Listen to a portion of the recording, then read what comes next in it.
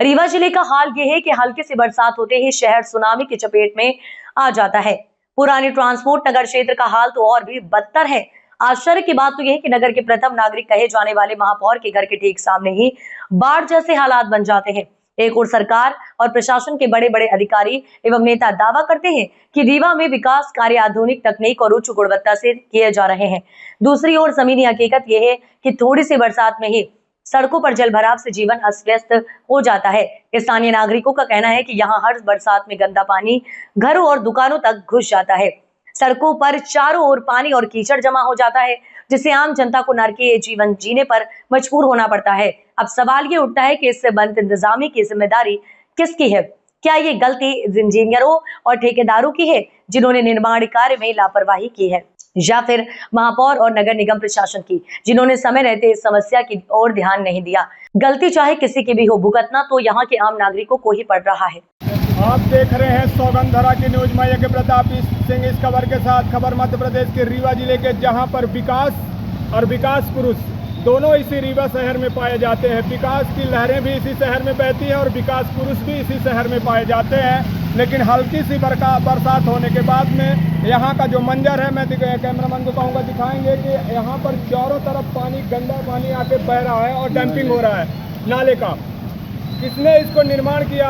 क्या इसकी टेक्नोलॉजी इस्तेमाल की गई होगी? सरकार में बड़े बैठे हुए बड़े बड़े मठाधीश ये बोलते हैं कि हम स्पेन की टेक्नोलॉजी से काम करते हैं और विकास करते हैं, लेकिन विकास किस हद तक हुआ है? यहाँ पर जो स्थानीय लोग हैं उनसे बात करना चाहूँगा। सबसे बड़ी बात तो मैं बता दूँ कि कहते हैं कि महापौर नगर का प्रथम नागरिक होता है। उनके घर के सामने अगर इस तरह से हालात हो तो विकास का अनुमान लगाया जा सकता है। किसने इसको बनवाया, किसके द्वारा टेंडर दिया गया और कितनी गुणवत्ता है इस रोड में बनाने वाले की, वो ये हल्की सी बरसात में भरा हुआ पानी सारी चीज़ें बयां कर रहा है। ये मेरा आरोप नहीं है, ये सामने दिख रहा पानी और बरसात। और यहाँ पर जो यहाँ के रहवासी हैं, मैं उनसे बात करना चाहूँगा, क्योंकि ये मंजर कोई आज का नहीं है। अभी शहर में जब बरसात हुई थी और बाढ़ का मंजर हुआ था तो शायद यहाँ का मंजर और भी भयावना रहा होगा, क्योंकि उस वक्त मैं यहाँ पर आया नहीं था। बताइए सर, क्या नाम है आपका? वर्मा जी, आज नॉर्मल बरसात हुई है, 15 मिनट की बारिश हुई है, 15 से 20 मिनट ज़्यादा से ज़्यादा। और हालात ये हैं कि यहाँ पर बाढ़ जैसी हालात हो गई है, गंदा पानी। आप यहीं के रहने वाले हैं, तो किस तरह से निर्माण हुआ, इसका निकासी क्या है? बंद कर दिया उन्होंने नाले को। एकदम नाले, बड़ा नाला था उसको छोटा कर। नाला कितना लंबा रहा होगा? जब कम से कम 10 फीट करा हो तो 3 फीट, 10 फीट के नाले को 3 फीट। अब पानी का लोड ज़्यादा है, इसके कारण निकासी नाली जब तक दोबारा न बनेगी तब तक इसका इसमें तो सबसे बड़ा जो इसका निर्माण करने वाला ठेकेदार है उसको। अब सबसे बड़ी बात कि आपके महापौर भी आपके बगल में रहते हैं। महापौर सही बात है, महापौर विकास की उम्मीद किससे लगाई जाए जब महापौर साहब के घर में ही पानी घुस गया?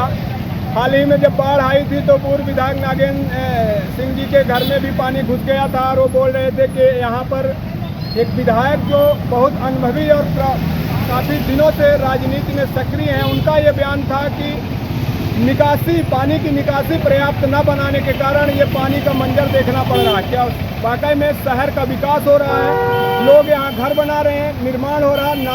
नालियों का पानी, जो यहाँ नाले थे, जो बड़े बड़े नाले दूर से आकर यहाँ लिंकअप होते थे, उनकी साइज छोटी कर देने की वजह से पानी की निकासी पर्याप्त मात्रा में नहीं होती है और यहाँ पर बाढ़ जैसे मंजर हो जाते हैं। मनचाहे ठेकेदारों को ठेका और टेंडर पास करा के मनमानी तरीके से निर्माण करने का नतीजा यही होगा कि आम जनता को रोज प्रतिदिन इस गंदे पानी से गुजरना होगा। अभी हमारे बीच में एक छोटा सा बच्चा जा रहा था, वो परेशान था कि मैं किधर जाऊँ। बताइए, क्या नाम है सर आपका? शर्मा जी, क्या दिक्कत आ जाती है ऐसे पर? हमेशा आती है पानी बरसने के बाद? हमेशा जब पानी बरसता है कमर के बराबर पानी रहता है, कमर के बराबर पानी आ जाता है। जब नॉर्मल बरसात हुई तो ये दुर्दशा है, तो अगर 2 दिन या 3 दिन कंटिन्यू बरसात होगी तो यहाँ के लोगों की हालात क्या होगी? हालांकि हमें बताने की ज़रूरत नहीं है। खबर का मकसद है कि सरकारी पायदान पर बैठे हुए अधिकारियों को हम जगा सकूं कि यहाँ के लोगों को क्या दिक्कत है। लेकिन सामने हमारे नगर के प्रथम नागरिक का ही मकान है और लोगों को कहना है कि उनके घर में भी पानी भरा हुआ है, तो शायद इसके बाद हमारे महापौर महोदय इसमें एक्शन करेंगे और जो इसमें त्रुटियां होगी उसको सुधारने का काम करेंगे। मैं यज्ञ प्रताप सिंह, ग्राउंड रिपोर्ट 0, रीवा। जय हिंद, जय भारत। हमारा नाम योगी मिश्रा। मिश्रा जी, ये पानी भरा हुआ, क्या कहेंगे इसके लिए? अब यही है प्रशासन का ये काम ठेकेदार ने करके और बस नाली वगैरह को गलती किसकी मानते हैं इसमें? ठेकेदार की ठेकेदार की बनाया है और क्या गलती तो नहीं कहलाएगी। तो सरकार तो बोलती है कि हम नए टेक्नोलॉजी से हर निर्माण कर रहे हैं, पर मेरी तो स्पेन की टेक्नोलॉजी काम कर रही है। फिर थोड़ी सी बरसात में इतना पानी देख लीजिए आप स्वयं। हाँ, शासन कहती है, शासन तो अपने तरफ से फंड देती है, पर बनाने वाले ठेकेदार ही होते हैं। ठेकेदार भी मनचाहे होते हैं ना, मनचाहे प्रशासन होते हैं, ऐसा ठेका दे देते हैं कि हो गया। चलिए, धन्यवाद।